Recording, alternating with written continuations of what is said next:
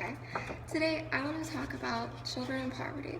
So during the holiday season, it's very easy to forget about the people who don't have a home to go to, as well as people who are not as well off as us. And being a college student, I've started to realize that some people don't have that family or don't have that stability to go home to. So today, instead of thinking about all the amazing holiday things that come into your life, I also want to talk about the people who don't have all the holiday greetings that we do.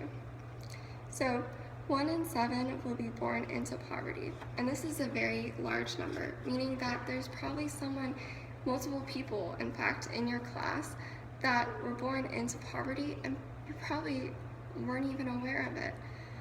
So 40% of American kids spend at least 1 year in poverty, and this is very important because that 1 year can change a person dramatically. And one of those things is the side effects.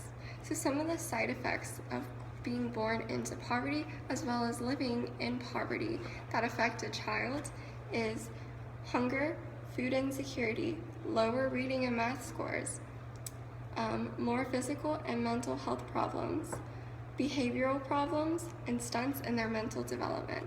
And this is important because that means that it doesn't just affect their lives at that moment or just that year that they were in poverty. What it does mean is that it affects how they are for the rest of their life, as well as how they function in social situations, and as well as a functional adult, which means that people who are in poverty are at higher risk. Children who are in poverty are at higher risk to become adults in poverty, as well as become a part of very poor family situations. So they're 7 times more likely to drop out, which goes back to what I'm saying is that even if a child is presented with a better schooling system or is presented with a better home system, they still are impacted by the fact that they experience this. Thus, they'll have a harder time remaining in school, and they'll have a harder time developing the ability to cope with the situations that life comes into them, which also means that they're in very high risk because they're not going to school. They're at high risk for becoming low-income families and starting a low-income family. So 86% of kids whose parents have less than a high school diploma, they end up having a life with low income, and so their children also experience a life with low income and as well as a life of poverty. So this goes back to a circle. It's kind of a cycle.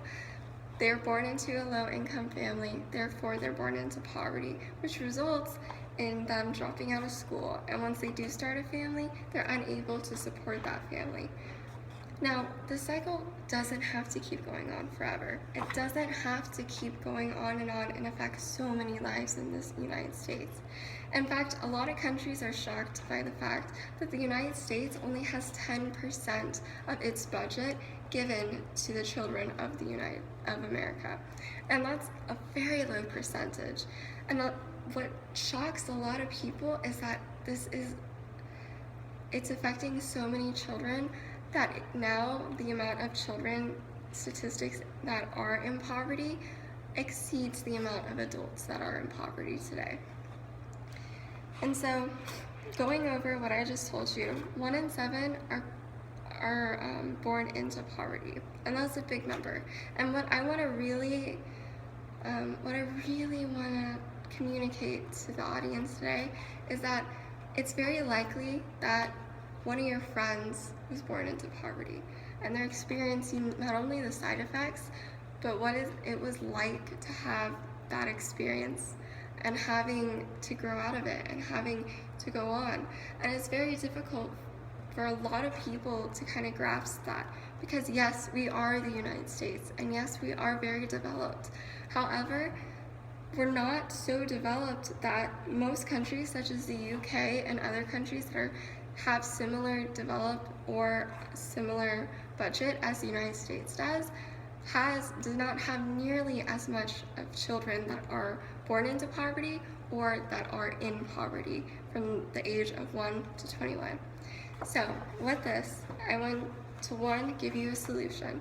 And the solution is we need to fight to increase the budget for towards going to children that are in poverty. We need to not just help the homeless community, we also need to help the children of the homeless community, because they're the ones that have the future. They're also the ones, not that the adults will have a future, but the children are the ones that we're going to break the cycle. If we can get them to not experience the horror of side effects that being in poverty gives, we can keep from future generations being exposed to poverty and being exposed to the side effects and all that goes with it.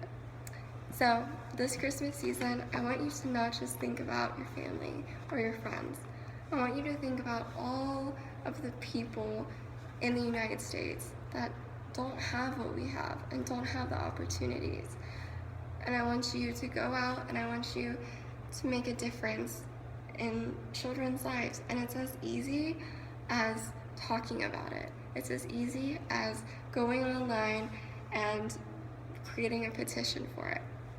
So thank you for listening to my speech today, and I hope you have an amazing winter break. Thank you.